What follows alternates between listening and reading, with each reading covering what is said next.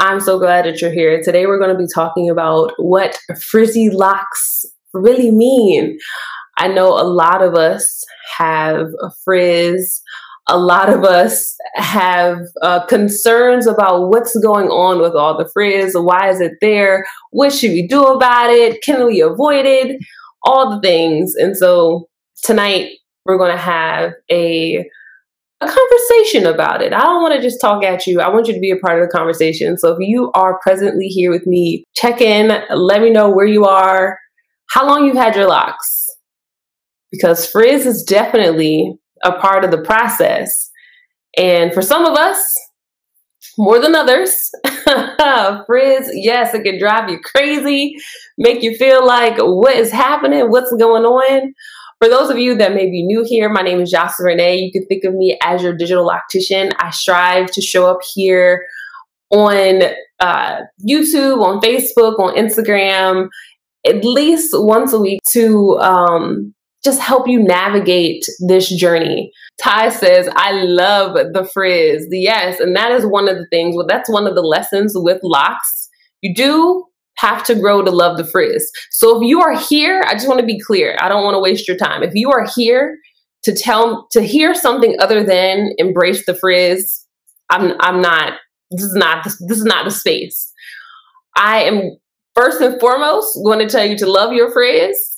I'm also going to help you better understand why it's there, what it means, what it's doing, what it's trying to tell you. So if you're expecting something other than embracing it, I don't want you to even, I don't want to tell you to leave, because you're always welcome. But I don't want you to feel like this is clickbait for something that it's not. So for those of you, I've seen that we have like people here that are 4 months locked, 5 months locked, 7 weeks, just getting started, 3 years, 5 years. So we're kind of like, our family's kind of like across the board. But I want to see something. I want you to see something. Again, real quick, just for those of us that might be logging in, put how long you've had locks and put like a little dash, and then push a 1 if you still have frizz with your locks, and press a 2 if you don't see much frizz on your locks. So first, put how long you've had your locks, and then put a little dash, and then press a 1 if you still have frizz, or press a 2 if there's no longer any frizz. So thank you so much for sharing that information. Just really quickly, like, you can see that throughout the journey, truly, no matter where you are, whether you've been locking for a long time or you've been locking relatively newly, you've just come into the journey, frizz is still there. So I just want you to ground yourself in that. And that frizz is part of the journey, right? Like, frizz is going to be there. Frizz it means, one of the meanings is that your hair is locking. For most people that have textured hair, curly hair, coily hair, a high wave pattern, however you want to frame the term, your hair has life, mind of its own, there will be frizz, okay? There's going to be frizz present. It is okay. Frizz is necessary for your hair to lock. Even if you have instant locks, even if you started your locks naturally, even if you get lock extensions, you are going to grow through and experience frizz. Okay, so that's the first thing I want you to know what frizz means. Frizz means your hair is locking. The hair has to tangle up, it has to mat, it has to condense, it has to love on each other. And for that process to happen, the frizz is evidence of that. All right, so the first thing, number 1, frizz means your hair is locking. The flip side to this, and this is one of the reasons why people, I don't want to say get in trouble, but they have a hard time in their journey, right? Because frizz can also mean that your hair is dehydrated. And that's a large part of our loose hair journey, right? Because when we had loose hair, it was like you don't want frizz. You don't want your hair to be frizzy. You want it to be slick, shellac down. If you got frizz, if your twist out is frizzy, if your braids are frizzy, cornrows are frizzy, if the style you put in a week ago is frizzy, it's problematic. Or you got to find a product that's going to make it not look like that. And so as we are unlearning, as we're growing through our locks, we have to like think about the meaning of that frizz. And is it that my hair is locking, or is it that my hair is trying to tell me I need something? Like I need better products. I need products that are going to hydrate me.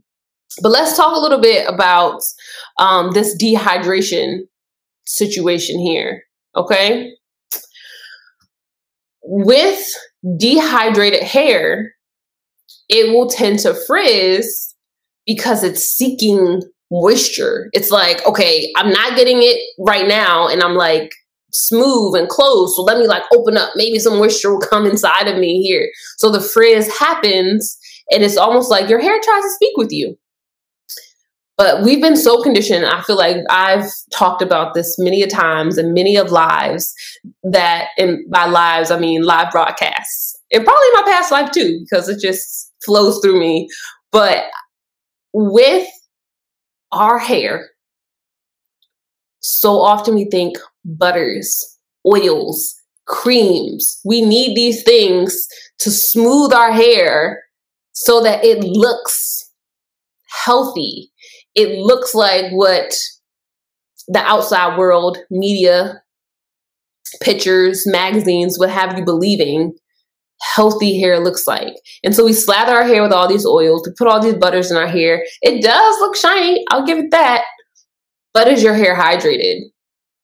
Or does it just go back to being frizzy and being dry and being brittle? Okay, so one of the things I want you to know when you have a lot of frizz that is there because of dehydration, the difference with frizz and your hair just naturally locking is that dehydrated hair is going to feel rough. It's going to feel crunchy. It's going to feel brittle, and it easily breaks. So you see a lot of shedding with your hair. If you're in those spaces, come on over to Crown Elements. Okay. But truly, you gotta, I would not say you have to, but I would encourage you to reevaluate your regimen. Okay. And the products that you're choosing to use on your hair, so that you're minimizing why the frizz is happening. It's not happening because of dehydration. The frizz is just happening because it's locking. Now, the other space, the third reason why your hair, your locks may be frizzy uncontrollably, right? Like Frizz City, out of control, like it's everywhere, could also come from you not grooming your locks. When I say grooming, what does that mean to you? What do you think of when I say grooming? Because I'm not saying when you retwist. I'm not saying when you retightening. I'm not saying when you crochet or instant lock. I am saying when you groom your hair, what does that mean? Press a 1 if you think there's a difference between the terms retwisting, retightening, and grooming, or press a 2 if you think it's all one and the same. This is why you could go to a salon and say, I would like a retwist, or book a appointment for a retwist, or book an appointment for a retightening, and they get your roots together. Your roots is snatched. They smooth, they're laid, they're together.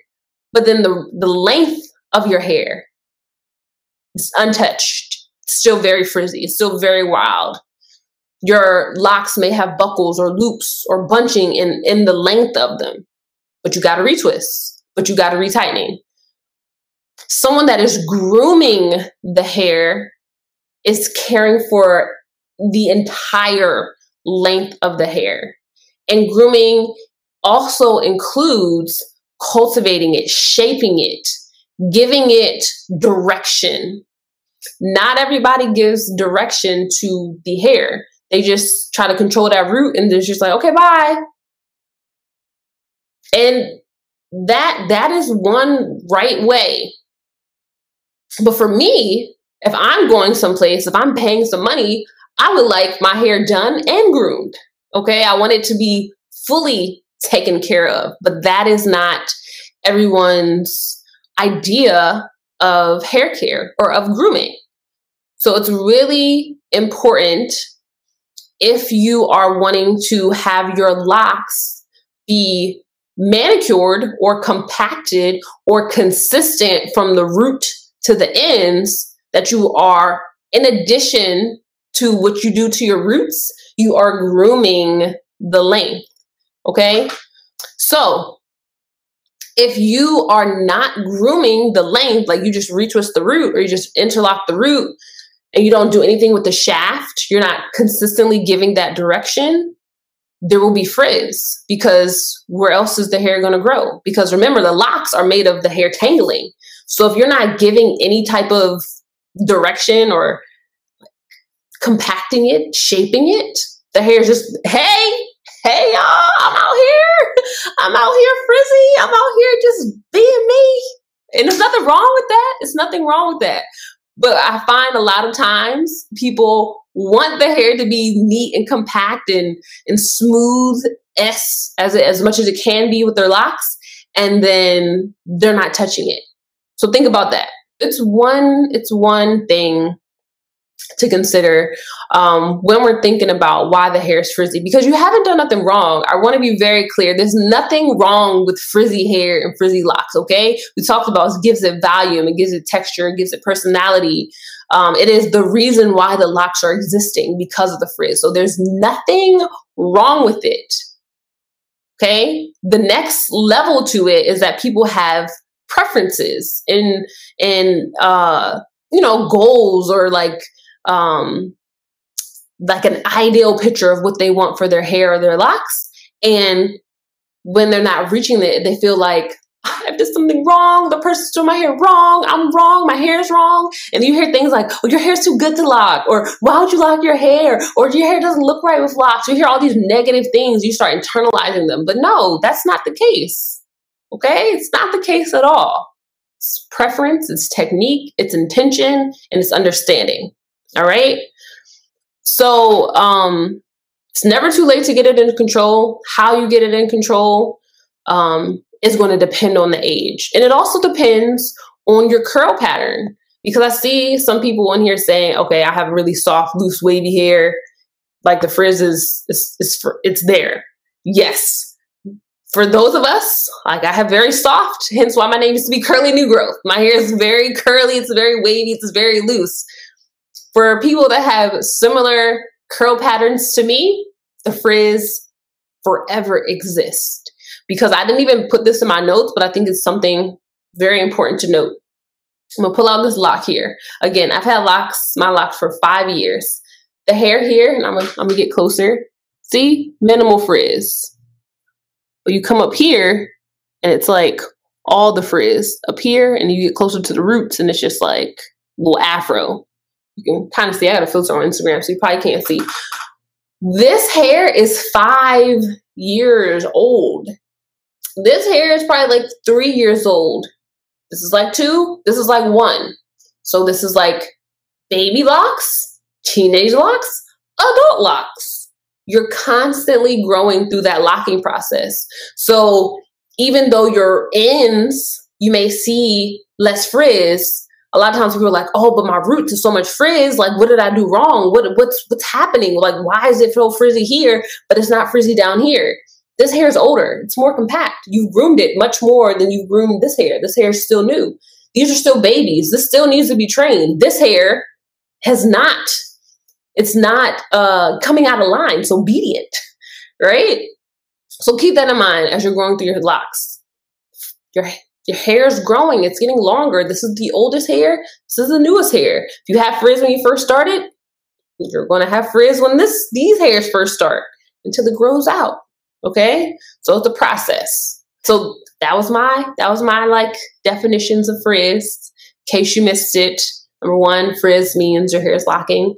2, can mean your hair is dehydrated. And 3, the frizz is present because of a lack of grooming. And so if you need help, guidance about grooming your locks, digitalloctician.com, go over to the, let me be clear, the classes tab. I want to say education, but classes, education, that tab. I have a training called How to Retwist Locks at Home. So that is for you.